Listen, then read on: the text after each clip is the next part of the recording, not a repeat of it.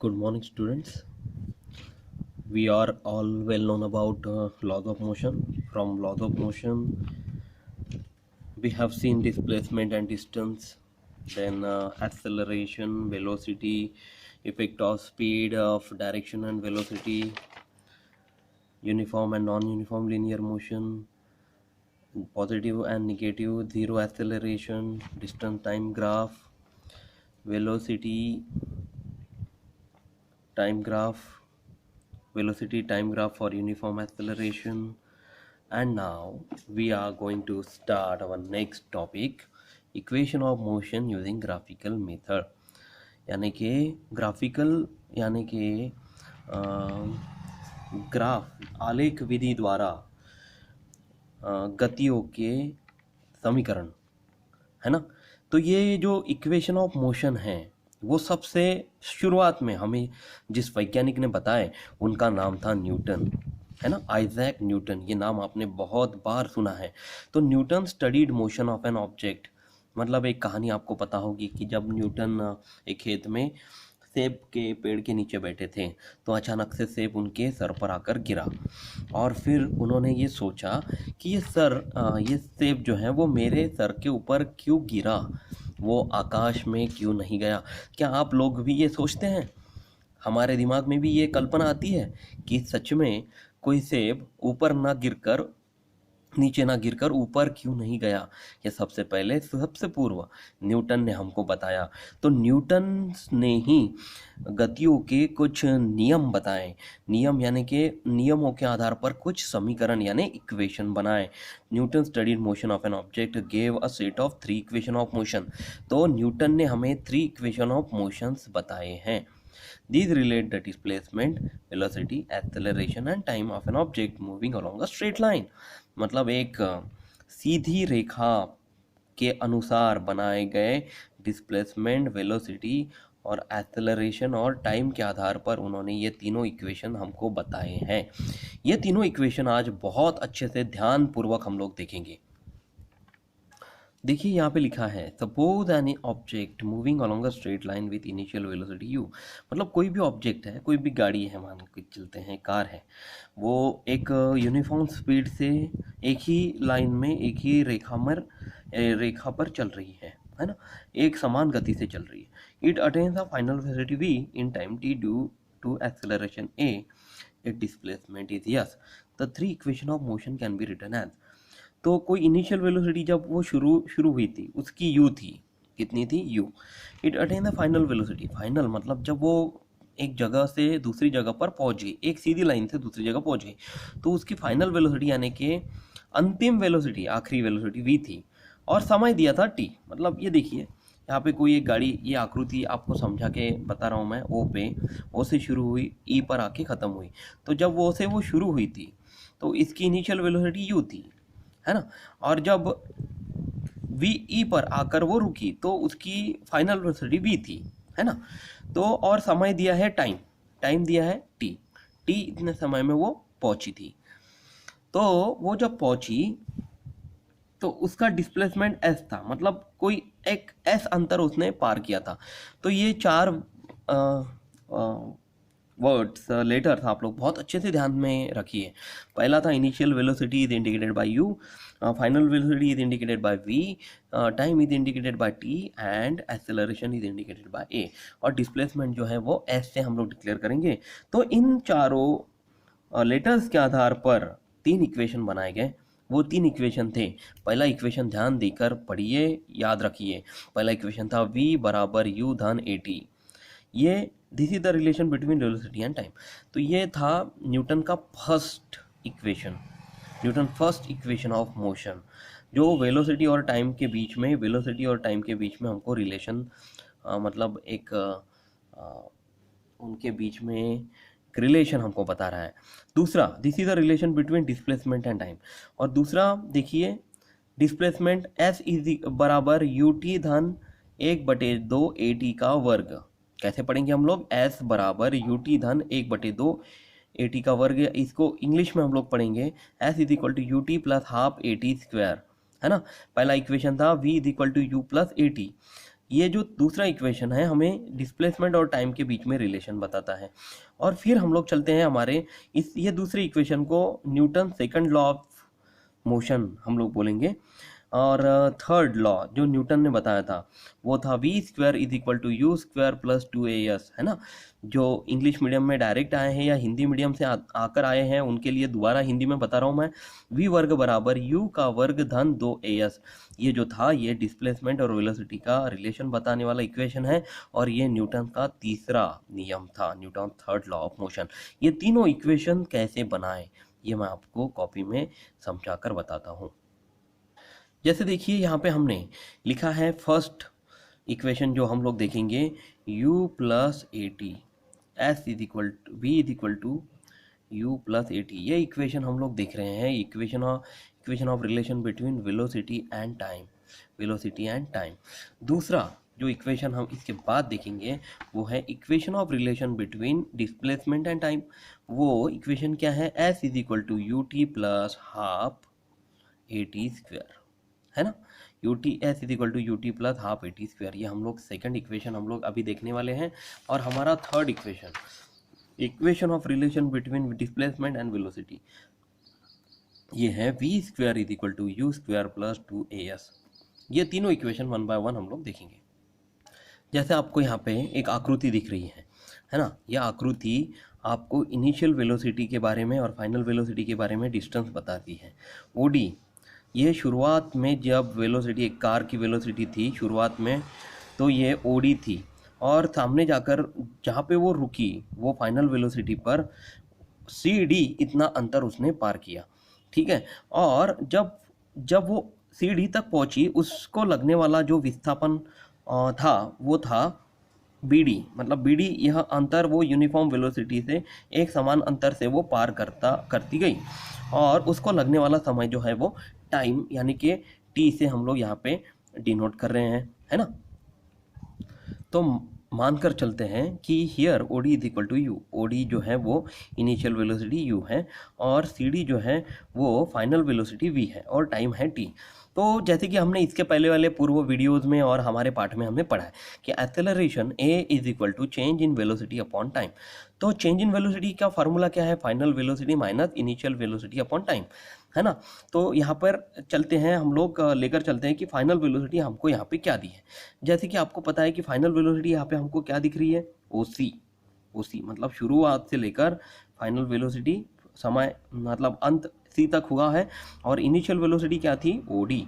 OD upon यहाँ पे T, time को हम लोग टी से डिक्लेयर करेंगे तो ओसी माइनस ओडी अपॉन टी, ये हमको मिल गया है। तो इसके बाद जैसे आपको पता है ओसी माइनस ओसी में से ओडी गया तो कितना बचा, सी डी। तो सी डी अपॉन टी, ये समय हमको, ये इक्वेशन हमको मिलेगा यहाँ पे सी डी अपॉन टी। और ए यानी कि ए ऐसे लिखेंगे हम लोग, यदि इसको ये इक्वेशन हमको मिल रहा है ए बराबर सी डी बटे C D upon T, A is equal to C D upon T. तो यदि हम लोग A is equal to C D upon T लिख रहे हैं तो यदि इसको 1/1 लिख लेते हैं और इसको क्रॉस मल्टीप्लिकेशन करते हैं तो क्या होगा, A into T is equal to 1 into C D. क्या मैं therefore A T is equal to C D लिख सकता हूँ, इसी को मैं C D is equal to A T भी लिख सकता हूँ। यहाँ तक समझा है आपको। नाउ वी मतलब O C is equal to O D plus C D. O C is equal to, देखिए O C is equal to O D plus C D. तो ओ सी जो है वो क्या है, complete velocity V. O D यानी क्या होगा, यू। और सी डी यानी कि C D is equal to, हमने अभी थोड़ी देर पहले ए टी देखा तो हमें इक्वेशन क्या मिल रहा है, therefore v is equal to u plus a t. ये हमको फाइनल इक्वेशन किसके द्वारा मिला हुआ है, ओ सी बराबर O D plus C D से। तो this equation is called as Newton first law of motion. यहाँ तक समझा आप लोग को। ये एक बार आप लोग लिख कर देखिएगा, करके देखिएगा, तब आपको और अच्छे से ये समझ में आ जाएगा। अब हम लोग हमारा दूसरा इक्वेशन देख रहे हैं, equation of relation between displacement and time, जो कि मैंने आपको बताया था s is equal to u t plus half a t square. ये भी हमें इसी आकृति से ही बनाना है। ये जो थोड़ी देर पहले हमने आकृति बनाई थी ना, बस वही आकृति आपको देखकर रेफर करके ही ये इक्वेशंस बनाना है। मैं आपको और अच्छे से समझाकर बताता हूँ कि इसमें हमको किस तरह से इक्वेशन मिलेगा। जैसे आप देख रहे हैं यहाँ पे मैंने आकृति दोबारा बनाई हुई है। इस आकृति में आपको इक्वेशन बनाना है डिस्प्लेसमेंट और टाइम के बीच में, है ना। जो इक्वेशन हमको मिलने वाला है s is equal to u t plus half a t square. तो एस कैलकुलेट करेंगे, एस यानी डिस्प्लेसमेंट, यानी यहाँ से ये डी ओ ई बी ये वाला जो एरिया है, इसके रिलेटेड जो एरिया ऑफ क्वाड्रेंगल है वो हमको यहाँ पे कैलकुलेट करना है। जैसे यहाँ पे मैंने लिखा है s is equal to area of quadrangle D O E B is equal to area of D O E B. इसमें देखिए एक रेक्टेंगल आपको दिया है और एक ट्रायंगल दिया है, तो इसी को मैं और विस्तार पूर्वक मैंने लिखा है area of quadrilateral rectangle D O E A plus area of triangle D A B. जैसे कि हमको पता है कि एरिया ऑफ रेक्टेंगल यानी कि लेंथ इंटू ब्रेथ और area of triangle half into base into height, ये सूत्र का उपयोग करके हम लोग इसे हल करेंगे।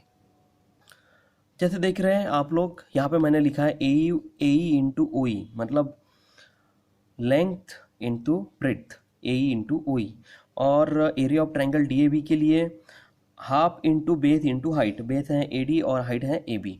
परंतु हमें अभी तक ए ई और ओ ई तो आपको पता है टाइम टी से डिक्लेयर करेंगे हम लोग, यहाँ पे ओ ई लिख लेते हैं टाइम, है ना। और ए ई हमको पता नहीं है ए ई क्या है, plus half into A D क्या है, ए डी भी टाइम है तो टी लिखेंगे। तो ए बी हमको पता नहीं है ए बी क्या है। तो देखिए इसके पूर्व भाग में मैंने अभी थोड़ी देर पहले आपको बताया कि ओडी बराबर यू है।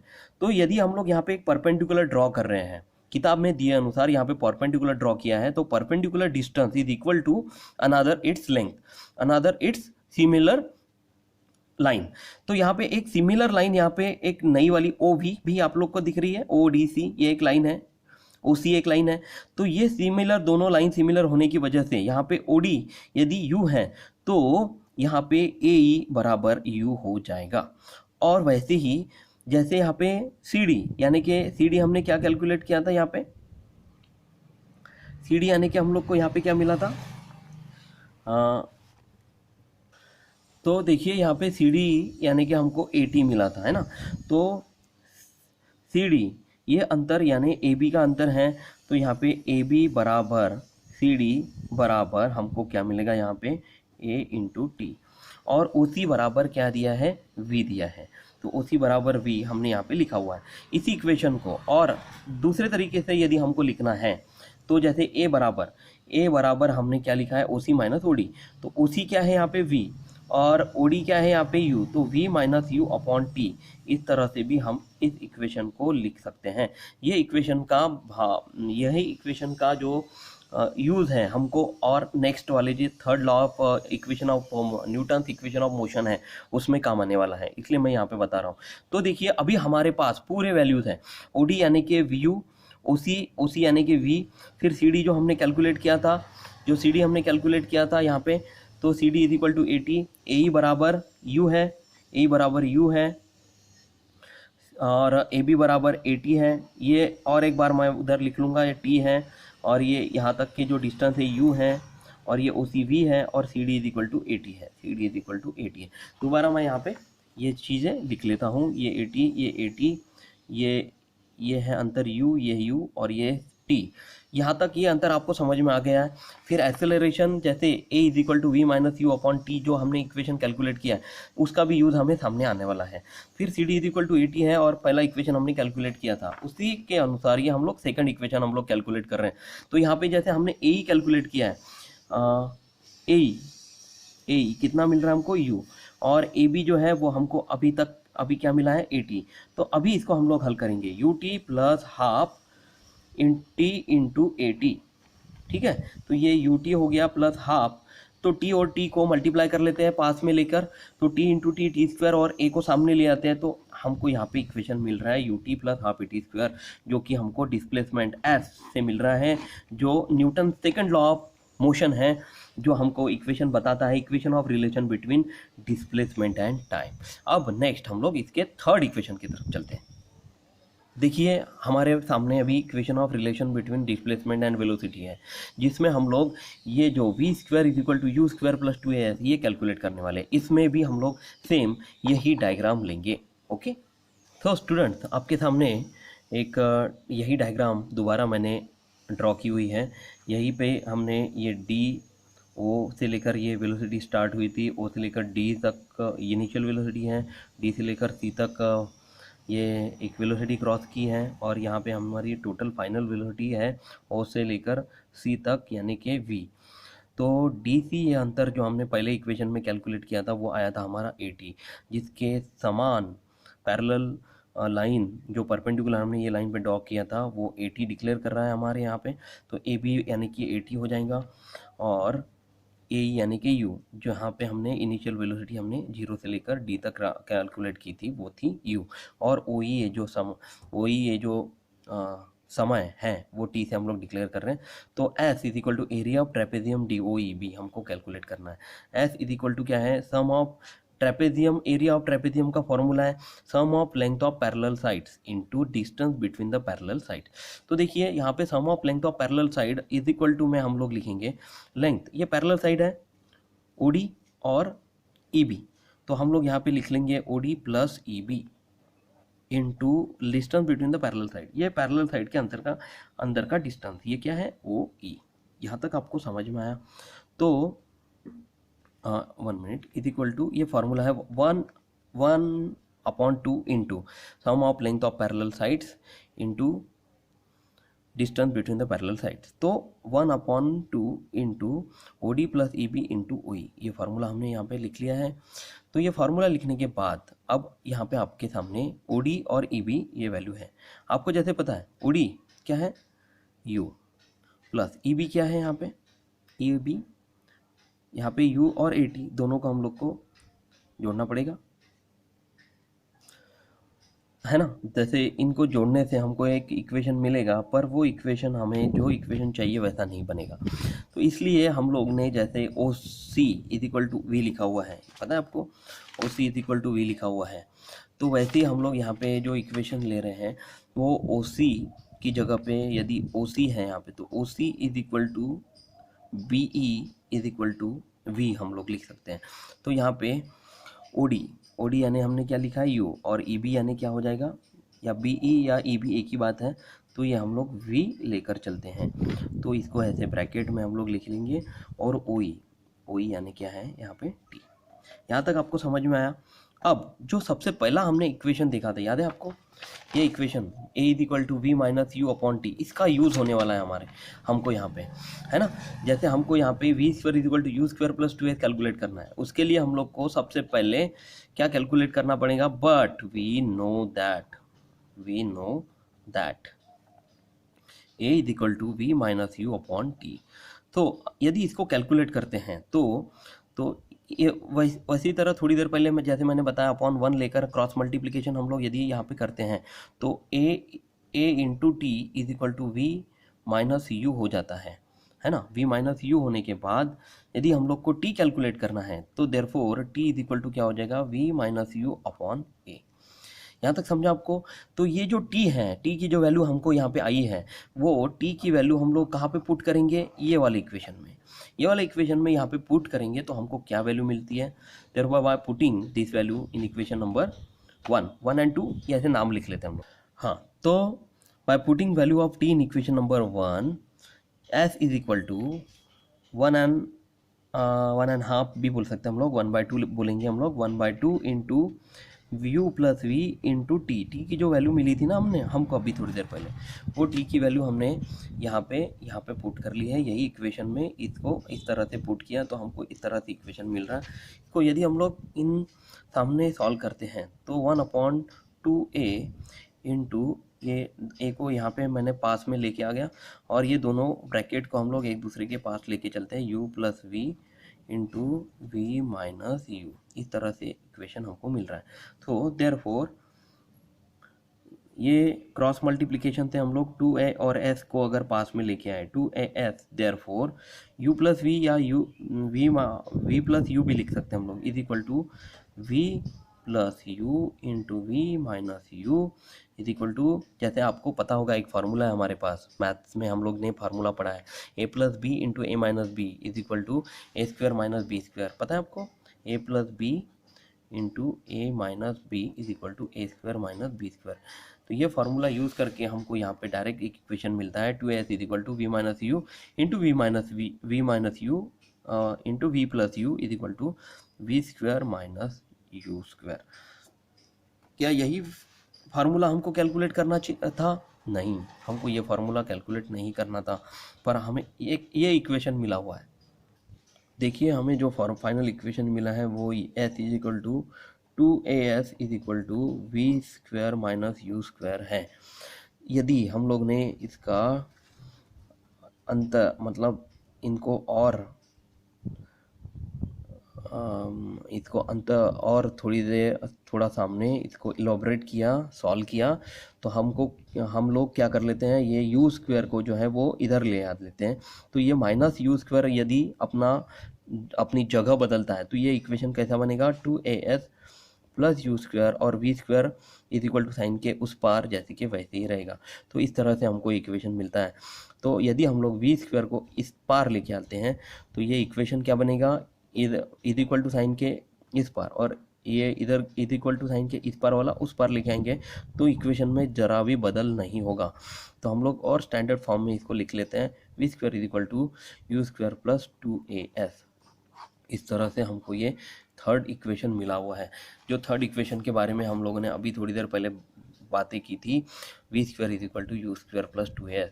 तो this equation indicate the equation of relation between displacement and velocity. तो आज देखिए हमने 3 इक्वेशन देखे, है ना।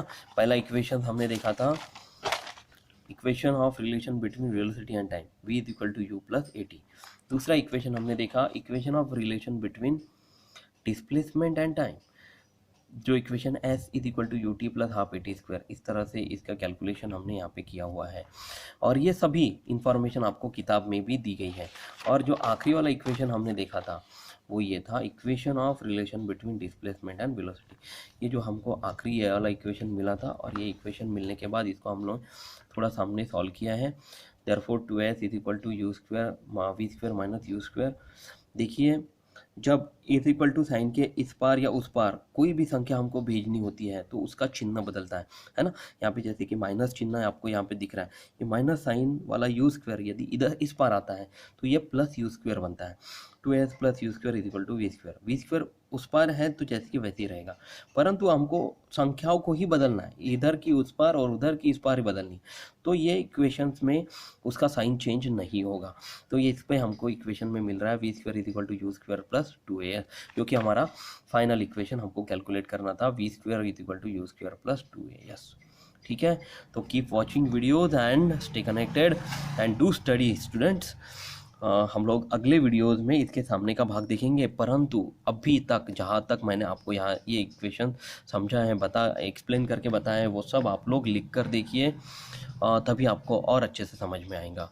1 बार 2 बार 3 बार लिख कर देखिए तो आपको जो इसमें हमने एक ही डायग्राम का यूज़ किया हुआ है, एक ही डायग्राम से आपको पूरे जो पार्ट है वो समझ में आ जाएगा। जब तक आप लिखेंगे नहीं तब तक आप लोग इसको परीक्षा में पूछे जाने के बाद लिख नहीं पाएंगे। ये देखिए स्टूडेंट्स, ये बहुत बड़ा क्वेश्चन है, इसमें तीनों इक्वेशन एक साथ पूछे जा सकते हैं, या कोई एक इक्वेशन लिखने के लिए बोला जा सकता है, तो एक इक्वेशन 2 मार्क्स के लिए पूछा जाता है। तो आप लोग अच्छे से प्रैक्टिस करके रखिए। Okay, thank you class.